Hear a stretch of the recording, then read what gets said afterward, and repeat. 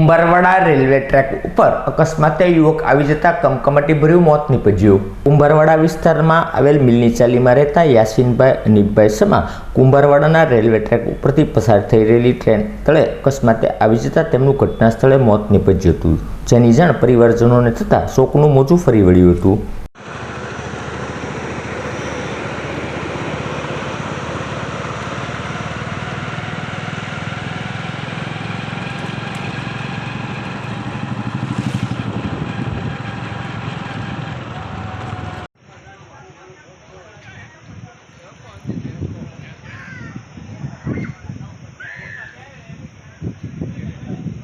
આપણે શું છે